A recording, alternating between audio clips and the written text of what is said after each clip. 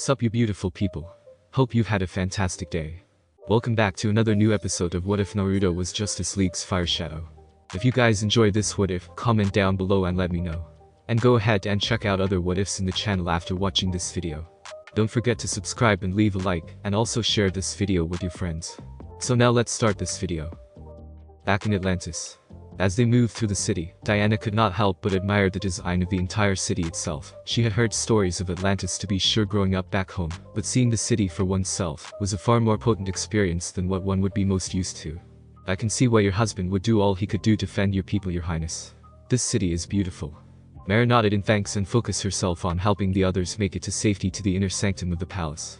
They needed to get to a place that could not be easily accessed, and could secure them all, while they tried to find her husband and her son.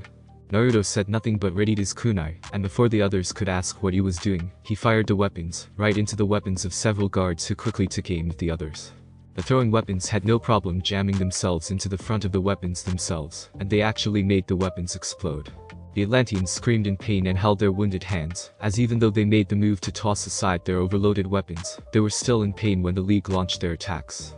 Superman flew in and knocked down a number of them, while John quickly formed a shield to protect the Queen, while Diana and Corey moved ahead with the Tamaranian providing long-range firepower, that John routinely would open holes in his shield to allow to pass, while Diana would be near Mera to protect her from attacks that she could not easily reach of, if he was too focused on deflecting the incoming firepower from the attacking Atlanteans loyal to Orm. John quickly used his own powers to give him a chance to get up close and attack the Atlanteans, as well as give him a chance to scout ahead for more trouble. Superman was more than willing to charge in and attack the Atlanteans by destroying their weapons and knocking them out. He usually held back his full strength, and still did though loosened a little of it to hit hard against the Atlanteans, since they were a lot more durable than most. And the fact that he can move about now only added to that, as he also used his heat vision to destroy some of their weapons, and also take down some of the nearby pillars to act as distractions, or to deny the enemy some form of cover. They made their way to the palace, and they knew that they had to secure it. Naruto was quick to send out his Kage Bunshin to both scout out the palace a bit more, and secure the rooms, as well as play the role of distraction. That role simply had his Kage Bunshin take the appearance of the team in Mera. The others were used to seeing his Kage Bunshin by now, though Mera obvious was not used to seeing the Kage Bunshin, even more so when they took the appearance of herself and the rest of Naruto's team. Later, once they secured Mera in the throne room and managed to find some of the Atlanteans who were loyal to Mera and Aquaman, which thankfully included a surgeon, they focused on looking for the missing king. The flyers in the group, namely Superman, John, and John Stewart.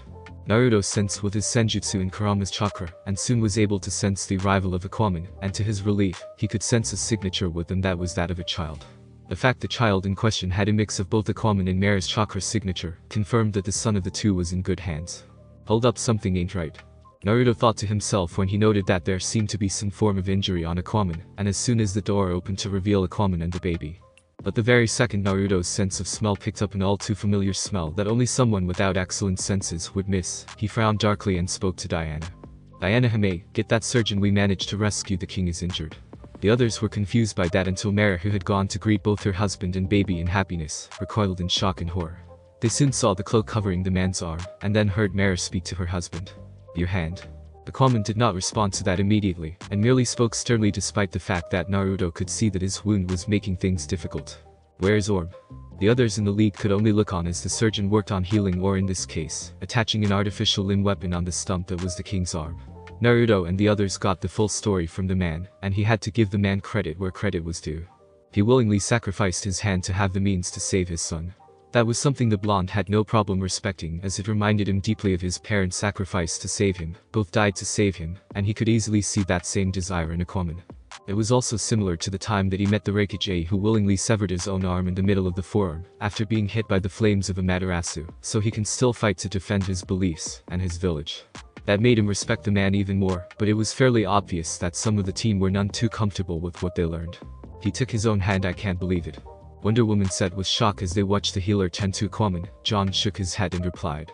Told you he was a madman. Naruto snorted at that and replied sternly. It's not madness to risk everything, even sacrificing a limb if it means saving someone you love. Lantern. Back home. I knew a mother who willingly gave herself over as a hostage to a band of thugs, if it meant that her son would not wind up being beaten within an inch of his life, and paraded around like a grisly trophy by a madman. Thank to Kami it never came to that, and both were saved in the end. Unless you are in the same spot Aquaman was in or the mother I knew of, don't call anyone willing to sever a limb to save a loved one mad. John gave a look at Naruto and sighed as he understood that the blonde was right. Sorry about that. Now let's focus on the here and now. This Orm guy's already got a good head start on all of us, so we have to stop him. Aquaman looked at them and replied. As much as it pains me to admit, your blonde companion is right. Orm, however, is my problem, not yours. Superman, however, was not going to let that slide. No, he is our problem, yours and ours. He may be an Atlantean citizen, but he also threatens our world. Like it or not, Aquaman, we have to work together to stop whatever it is your brother intends to unleash on us all. Aquaman looked at Superman and could tell that he meant every word, and the same sentiment was present on the rest of the league. None of them would yield when it came to something like this one. It was here that Batman finally managed to call things in. Apparently the interference that cut communications in the city to the surface was a generator system activated by Orm. Batman here, can you read me?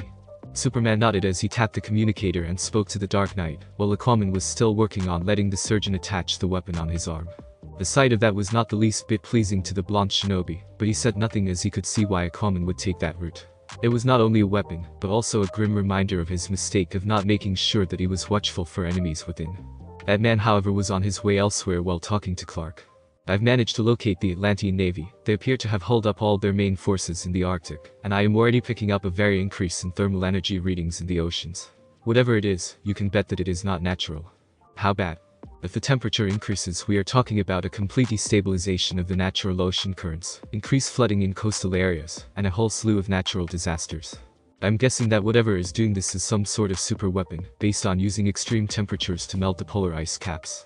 And if the Atlanteans are there, then we already know who built it. That was not missed by everyone in the room, and all eyes were in Aquaman.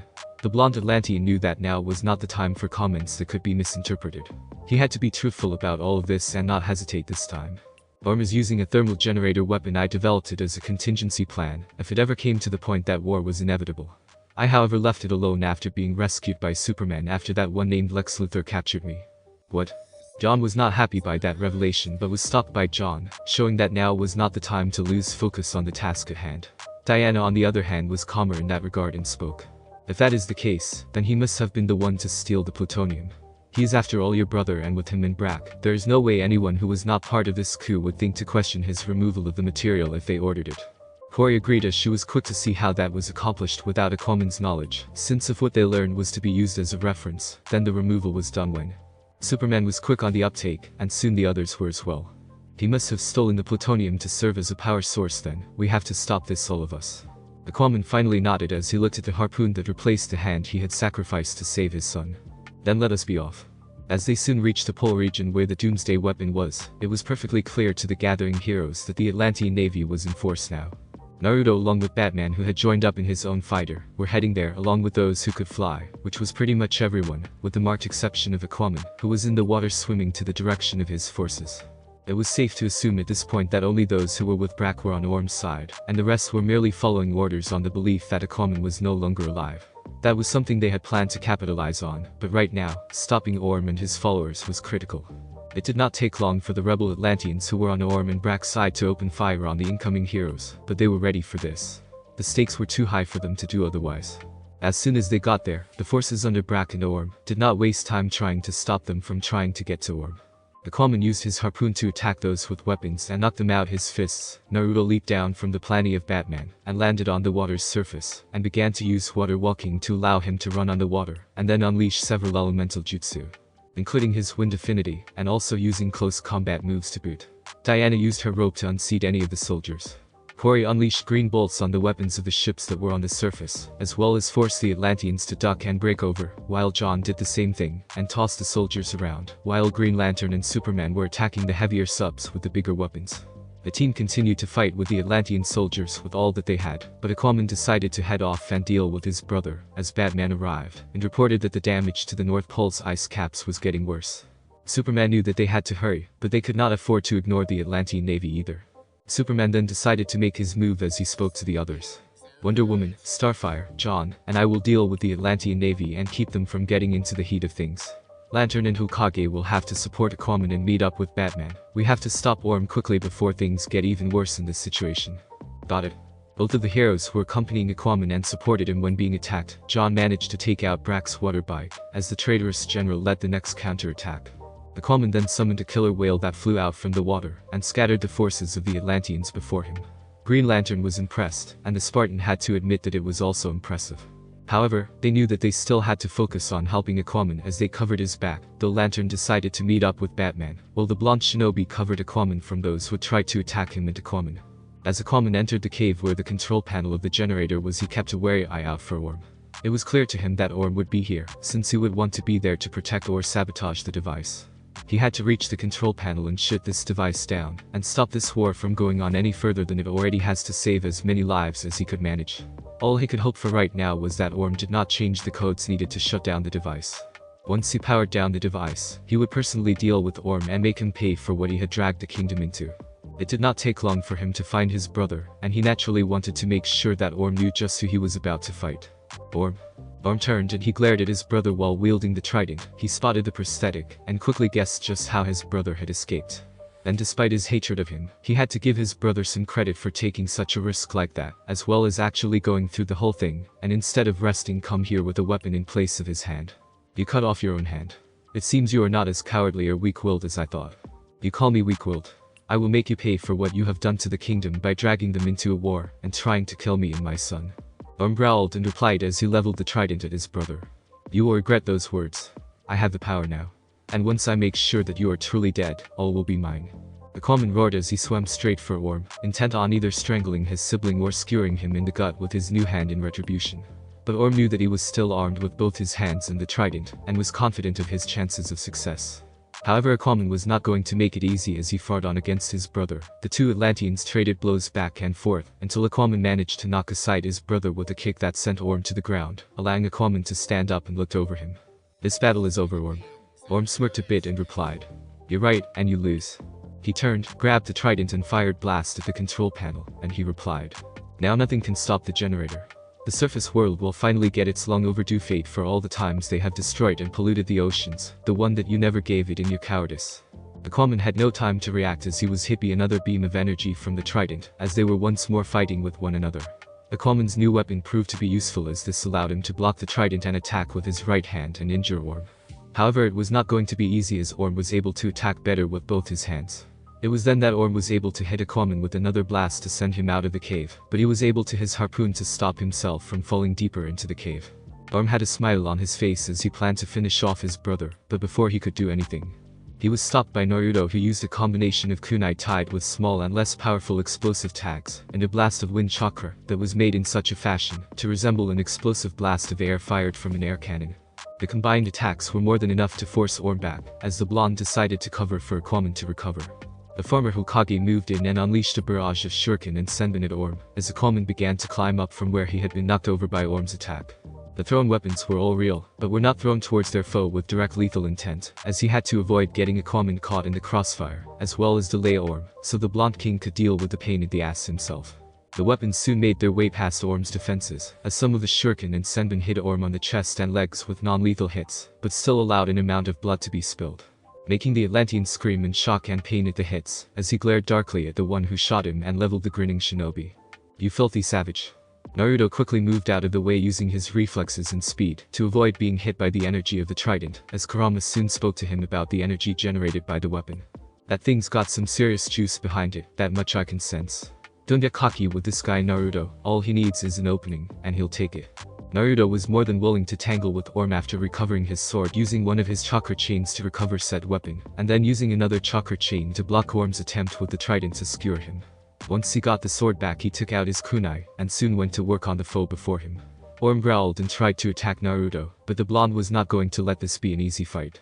He blocked a strike to his head, and then blocked a strike with the staff end to his chest at the side with his kunai, before he pushed back with his strength. The man roared at the blonde and attacked with thrusts and slashes with the trident. You will not stop me from ruling what is mine, you dirty savage. You calling me a savage? Look who's talking, traitorous scum. You dare call me scum? Naruto snorted and replied. What, are you deaf as well? Yeah, I called you scum because that is what you are. You betrayed your brother, the rightful king of the kingdom. You gladly would sacrifice your own nephew, the heir to the throne, and you would declare war on the surface, only for the chance to be more powerful. You qualify as scum more than once with a resume like that. That insult sent by the blonde ninja made Orm scream in anger as he began to blast as Naruto, who moved, using the ice formations to give him cover from incoming fire. He then moved quickly to smash into Orm again with his sword, before he moved the trident aside and smashed a fist into the face of the bastard traitor of Atlantis. That made Orm reel back in pain and anger, which only a blind, deaf, and mute person would miss. Naruto dodged another stab at his side and flipped over the man, and he roared at the blonde, and managed to force Naruto to defensive with him blocking the attack, as he spoke in an angry tone laced with arrogance. I am nothing like that spineless coward of a brother. I am the rightful king of Atlantis. And I will remove all those who stand against me and in turn the greatness of Atlantis. Please, you're nothing but a power-mad warmonger and traitor. You think that you will bring Atlantis to greatness. You will only bring it to ruin and into a war that is pointless to begin with. You speak as if you are going to win, barbarian. I will see you defeated kneeling before your betters. That attempt to rile Naruto only amused the blonde as he replied. You make me kneel. Ha. I'd love to see you try. Orm and Naruto clashed once more, and the blonde managed to avid more strikes aimed at him, but also kept his senses alert for the return of Aquaman. His goal was not to defeat Orm directly, no, he had planned to let Aquaman deal with his traitor of a brother, since this was still Aquaman's fight. He soon sensed the return of Aquaman, and he smirked a bit mentally and backed away and sheathed his sword. Orm in his anger and arrogance spoke at the blonde. You think I will not strike you dead for your words, barbarian? I will strike you down for your insults to the rightful king. Yap, yap, yap. Don't think I'm surrendering, I was merely delaying you, so he can finish this. Orm had no time to react as Aquaman appeared and landed one nasty left hook right into his face, sending him reeling, as Naruto moved back to Lantern and Batman to see if he could help the two of them. As soon as he got there, Batman looked over the ruined control panel, and while not as tech-savvy as the others, when it came to tech like this thermal generator thing, which was like a souped-up version of the generator back in the land of Snow Spring. Naruto could tell that fixing it the traditional way was a bust. And the Dark Knight proved that to be right when he spoke. The whole system is ruined, no chance of stopping it using the control panel. That's a waste. Any ideas? Only one, I have to remove the plutonium from the core to shut it down. John was wide-eyed at that and replied. You're going inside that thing. No other option right now, can your ring shield me? John looked at his power ring and made his decision, there's too much going on for him to bother asking questions. And as crazy as the idea was that Batman cooked up, it was not like they had 100 other options open to them. Only one way to find out. Naruto had to give Batman credit for having balls to suggest that. He read up on nuclear material, and how deadly they were, along with other things, and knew that if John's ring could not do the business, then Batman was dead. But that meant that he had to watch over John as he was the source of the shielding. Anything happens to him as Batman was in there, the Dark Knight was defenseless.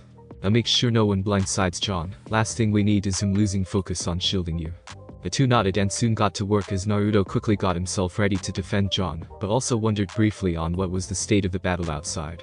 He then had an idea, but then asked Kurama to shield himself and avoid being detected by John. Kurama agreed, then soon Naruto spoke out to John. John, can you hear me? Yes, what is it, Hokage? How is the fight outside? We are holding our own thus far. It appears that Aquaman's arrival has shaken them up, and we are using it to our best advantage. What is the status with the generator and Orm? Naruto filed him in on the plan and John replied. Risky, but we have little options, what do you need? Can you send in Starfire or Diana here to double the security on the off chance we have company? Orm and Aquaman are already at it, but I doubt that Nut did all this on his lonesome. Very well, hold on while I send in some help.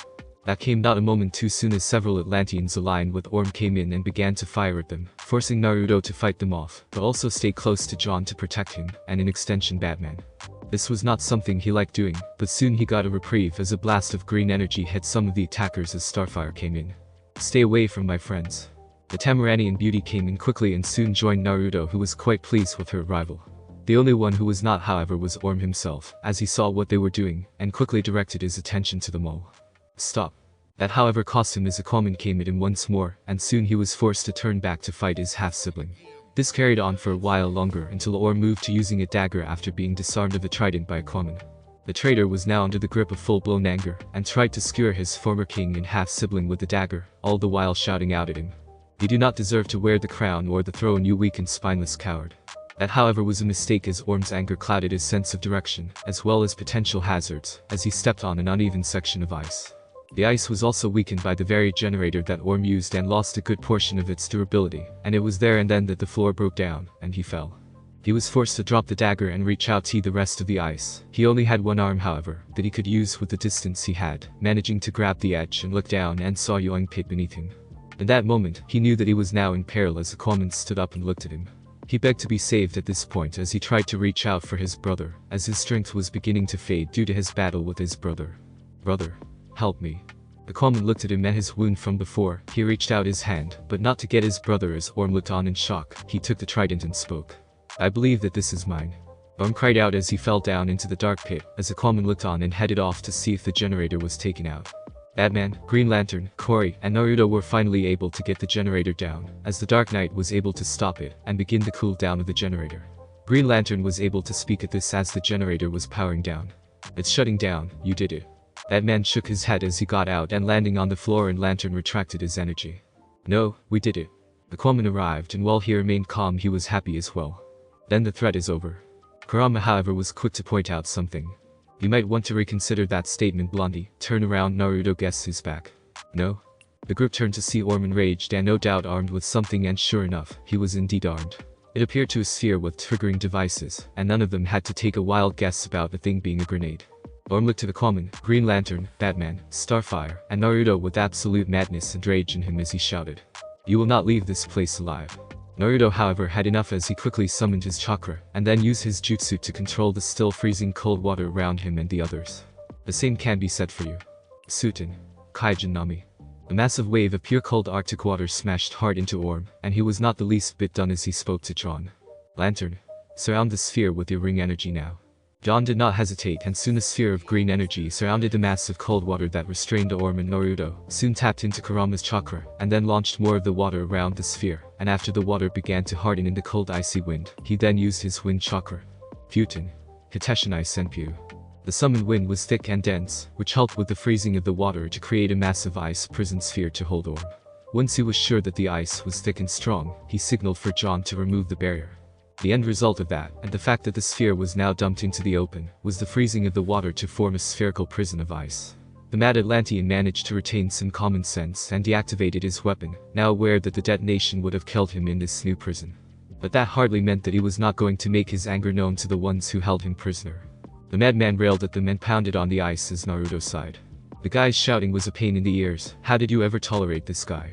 The Common knew all too well the question was directed to him, so he did not hesitate to answer. Sometimes even I wish I can have that answered. But now I must deal with Orm before he escapes somehow. I will not let him get the chance to be plagued to the people he willingly betrayed. Naruto nodded, and it seemed that both Batman and Lantern were willing to let this be settled between Orm and the Common. As the man moved with his trident in hand, he looked squarely at Orm, who was still trapped in the ice prison made by Naruto and John. Orm's face was full of hatred and anger, but the Common ignored it and spoke even if his brother would not hear him. You betrayed us all for power, and you were willing to lead our people into a war, Orm. You willingly would kill the heir to the throne, my son and your own nephew, and no doubt take Mera as your own. For those crimes I should have you executed once and for all, but for today, you will remain in this prison for as long as it remains as such. But make no mistake of this, Orm, escape and continue to harm the people you betrayed, and even those of the surface world, then I will stop you personally. Orm's face contorted with rage, and he shouted what one could easily understand as expletives and insults to Common. This was more than enough to prove that even with the amount of ice and water that he was in, the traitorous Atlantean still was able to hear him. The Common ignored that and soon allowed more blocks of ice to move and surround the sphere of ice, increasing the thickness of the ice prison, and soon burying the place deep in the ice. Once that was done, he looked at Naruto, Batman, and Green Lantern, and gave a nod to show that he was done. They soon left as the Common had now begun to work on gathering together the remains of the Atlantean navy, and finding those who were truly part of the plot, and those who were duped into believing the lies Orm and his lackeys had been sending out. In Atlantis, Naruto could not help but feel like vomiting in disgust at how Brack was pleading for his life and his freedom. The same sentiment was apparent on the face of the Common, Mera, Green Lantern and Batman. He recalled a few times when he had to deal with sniveling cretins like Brack, who after realizing he was on the losing side after betraying the rightful leaders, would try to pretend and act like they were truly not aware of it all. But naturally this was balanced off by the fact that he had fought with villains who were more than willing to go all the way, even when defeat was staring at them in the face. At least they had the backbone to see things through, unlike this sniveling excuse for a general. If given half the chance he would have buried Brack alongside Orm in that massive frozen prison of ice. But that would be Common's call, not his, since as king. It was up to him how he would deal with the rebellious coward, who did not even have the balls to stand up for himself. The Common apparently had enough as well, and made it perfectly obvious to the general and his followers, who were now being watched intently by those who had proven their loyalty to the rightful ruler of Atlantis. Enough. You have shown where your true allegiance lies to me before Brack, and do not think you can convince me otherwise. By all rights I should have you executed for this. But know you will serve as a warning to all who side with tyrants. Take him to the deepest and darkest prison we have, and make sure he remains there for the rest of his natural life. Yes, Your Highness. Brack's attempts were soon at an end as the rest of the League who could be there were also looking on. Diana and Corey showed disgust at Brack, while John was deep in thought about everything that happened ever since they encountered Aquaman, and also his own actions in the mission. Superman along with John looked as the man was escorted, while Batman was not too pleased about what he learned ever since this mission went down. Aquaman sighed as he began to think about all that had happened and began to speak once more. I have made many mistakes this day. I have been so blinded in the belief that my people's enemies were on the surface, that I did not think that the greatest danger to my family, my people, and my home would be right underneath my nose.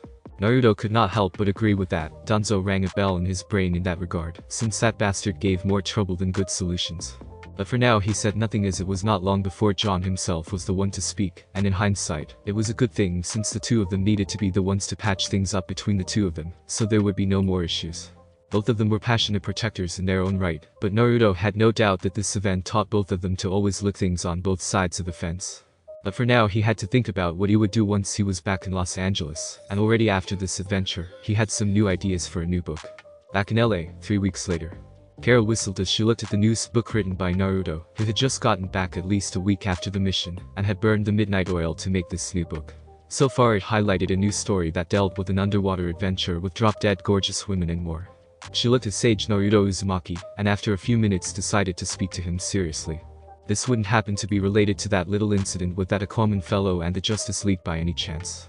Naruto grinned and replied, "Yeah, you could say that. Anyway, I take it that the story's okay, boss." Carol smirked and replied, "Yep, knowing your penchant for good imagination it will do alright. At any rate, usual fee for the book and also for at least 3 more sequels. Sound fair?" "Alright with me. Anyway, any luck with your friend Miss Lane?" Carol sighed a bit and replied, "Not at the moment, so we should wait until she's available, though considering she happens to be sweet on Superman, I think that might take a while to happen. In the meantime, I'll get this new story of yours into circulation, a test first to see how people accept it, and then we'll make it from there. Got a feeling though that after that mess in the World Assembly with that Aquaman character some time ago, there will be some people who might not be too happy with reading about this right away. So we'll make sure to plan the release once things calm down. At any rate, anything else to add to this one?" Naruto shook his head at that. "Not right now, though it's mostly a draft idea. At any rate, I should get the rest of it ready for the first unveiling. Be sure that you do, Sage. You've gone and done a lot of food work so far, and I'd hate to have to let you go, even if you only do part-time work for my company. At any rate, I think it's best that you can take some early time off. Business has picked up, but not enough for you to be here in the office for a while." "Right there, boss. Anyway, I will be moving on." "Sure thing. Oh yeah, don't forget to come in the office later before the end of the week for your check. Plus I think it's time we do some catching up since it's been a while." The seductive smirk on Carol's undeniably attractive face made Naruto smile, and he replied to that, "Sure thing, I will not miss it for the world." Later. Naruto was once more out on patrol in LA and moving through the buildings, while keeping an eye out for anything that was way off the normal charts. Kurama was likewise keeping an eye on things to support his longtime partner from anyone trying to tag him, and so far nothing dangerous was detected by the war-hardened Biju. And while the blonde had managed to have a nice meal to ease any hunger pangs he had with him. "Looks like it's going to be another slow day, Kami. I was hoping for some more action on dry land for a change after that little stint in the oceans." "You sound disappointed." "Of course I am disappointed. There's nothing here to make me feel stimulated apart from a few scrapes and the like. We don't have a lot to do. Anyways, how come your red-haired babe from our space friend is not with us?" "Corey-chan's gone off to be on the watchtower with Diana and John for now. Figured getting the chance to see space would do her some good. And before you ask, Raven-chan is currently reading more of her favorite books, and I made sure to leave her some very nice food and drink if she needs them." "Right, well let's hope we get some action around here. Dealing with the regular thugs, even the boosted ones with drugs, are not as entertaining." "Hold up, I'm picking up something weird coming in." Naruto stopped from his leap and quickly launched a chakra chain to secure himself to climb up to the roof of the building. Once he got there, he began to focus all of his senses on what was going on. "What do you sense, Kurama?" "I'm human alright, but mixed with animal. Feline from the feel of it too, and definitely know the kind we're familiar with." "Better head over there, Naruto. If I recall enough, that's where some of the banks are." Naruto wasted no time and headed there as fast as he could. He did not take long to get there when he saw a dozen injured officers nearby, alive, but certainly going to be feeling some serious pain in the morning afterwards, and some of them sporting claw wounds. That explains the feline energy signature I picked up. If I didn't know any better, I'd say we're fighting someone with animal traits in them. Obviously not natural, and quite possibly some sort of bioweapons experiment or some poor schmuck who got in way over something. This remind you of that time that Mizuki Nut came back to make your life miserable. Ugh, you just had to bring that one up, huh? Naruto growled, recalling the time he had to fight none other than Mizuki, who had escaped prison and had ingested an old formula developed Orochimaru as a way to hybridize human and animal DNA together to create living weapons with unique abilities. Naturally, while it gave Mizuki a serious edge, it eventually destroyed him, proof that not only was the formula utterly unstable, but Orochimaru did not give a damn about life that much, unless he got something out of it, and knowing that bastard, he got enough from Mizuki and left him to rot. He never liked Mizuki one bit, and was actually pleased he may have lived, but never became a ninja while he was alive. Placing that out of his mind, he moved into a bank that apparently was the target of whoever was the hybrid. He had a feeling that this new guy was another one like Mizuki, a muscle-bound oaf with no brains, and uglier than sin. Unfortunately for Naruto, his thoughts on the matter proved to be dead wrong, the very second he faced a figure who came out from the vault with a huge bag of money. The figure was that of a woman, all the right curves and swells in all the right places, and had the muscle tone to show an athletic build that could easily make heads turn. Not to mention the fact that she had a rather interesting bust to boot.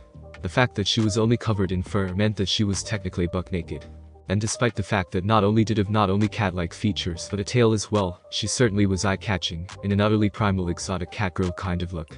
Okay, definitely a heck of a lot better looking than that bastard Mizuki ever was. Who the heck is she?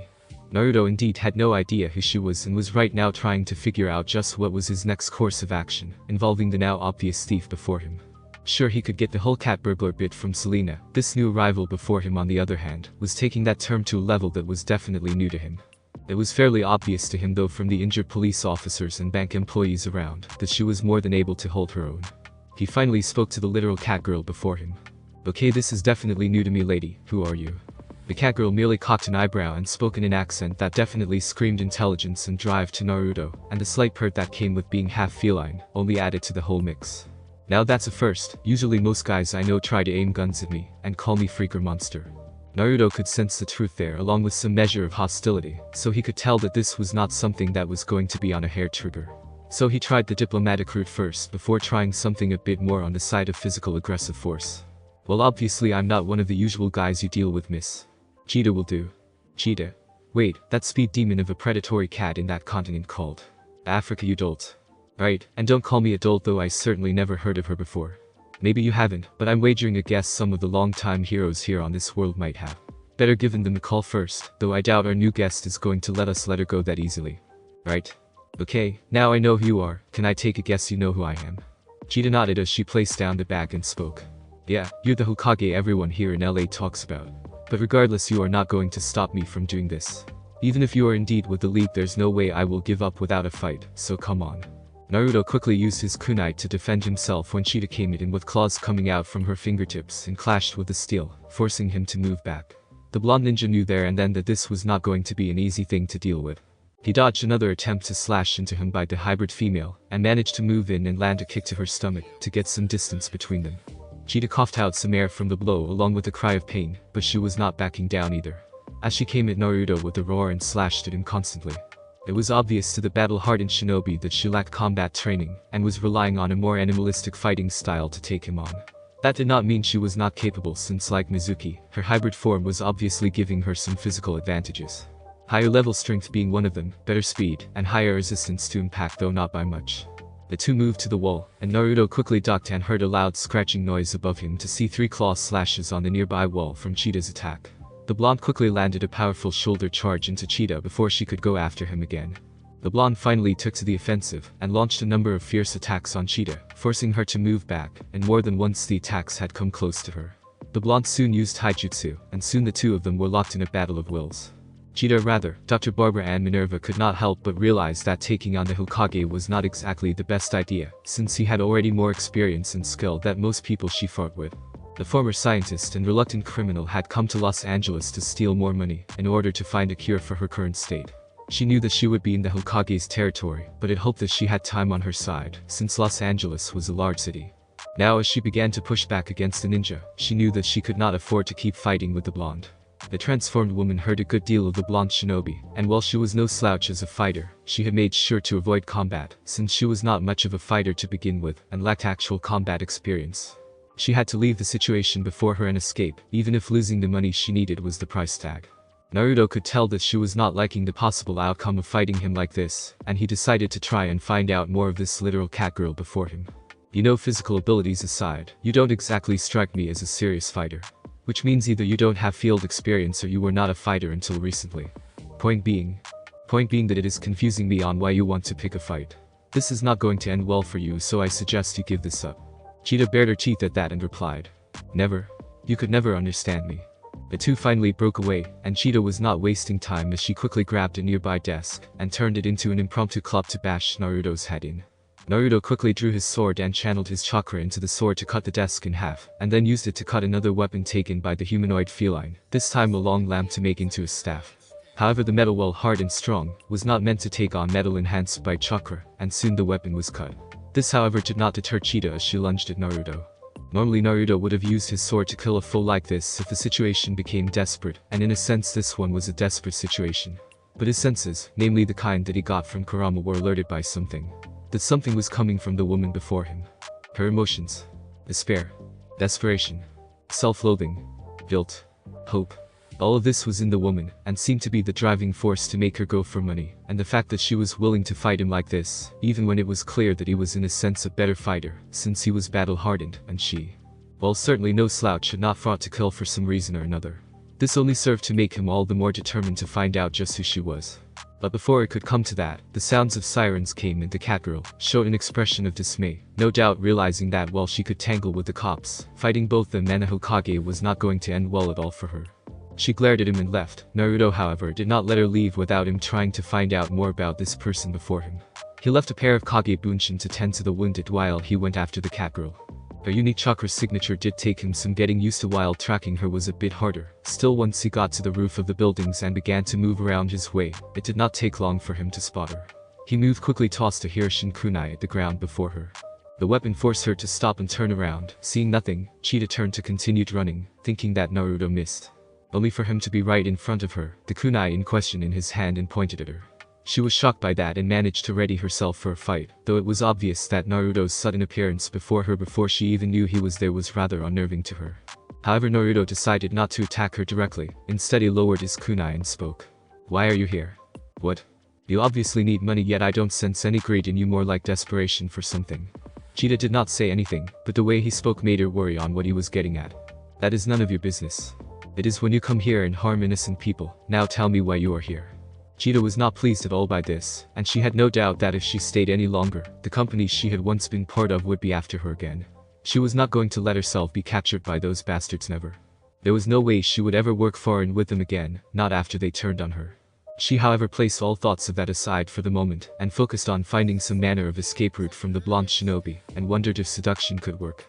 The idea was absurd considering her looks, but she knew that if he was able to get to her like this, escape by evasion would be extremely difficult. Fighting was obviously out of the question, and his meta-human powers were nothing to sneeze at either.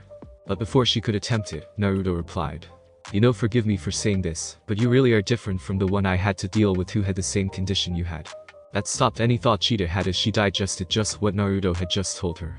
But before she could say anything else, Naruto spoke once more. "I am going to let you go, Cheetah. Don't make me regret that decision. Get out of here now." The female villain looked at him with confusion on her face, but she was not going to let this chance escape her, and she decided to turn and leave. But then he spoke once more. "I want to know what happened to you before anything else, so let's hope that our next meeting ends on a better note." She turned to speak, only see Naruto disappear, and before she could find him, she had to change her mind, since the cops were getting closer. As she did so, she was unaware that Naruto was nearby using his henge to take the look of a simple ventilation shaft, and when she was clear, he broke the henge, and then decided to go to the watchtower, and see if any of the guys could tell him just who was it that he had just run into. Unfortunately, she was not going to be the only one who was soon going to be someone that Naruto was going to be meeting again soon. In a hidden warehouse.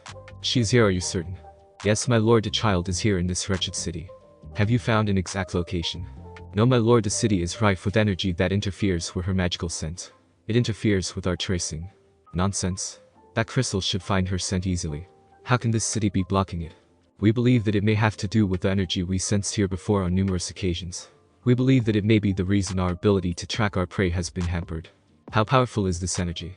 "We cannot ascertain that, my lord, but the amounts we have sensed are immense, highly focused and strong. There is a demonic feel about it yet. yet pure, clean of the things that one associates with evil, almost like a god. Impossible, such a thing cannot be possible. I wish I can say that you are correct, my lord, but what we have sensed is indeed such a thing. Seek it out then, my lord. Seek this power out along with the child. We shall find a way to return this power into his true form of darkness. And with it in the child, then our power cannot be matched. The figures nodded and soon left, and back in a hidden fortress somewhere in the world, the one they spoke to hidden in the shadows, spoke to himself. So we have yet another power here. Dear Raven, run and hide all you like, but you cannot escape your fate. Your father will rise again, and you shall be mine to do with once it is all over. And for you, whatever you are, your power shall benefit the Church of Blood. Thanks for listening. I do hope you enjoyed. If you want the next part of this video, like, subscribe and comment down below, and turn on the bell notification. And also check out other videos that I have created and enjoy. See you in the next video. Peace.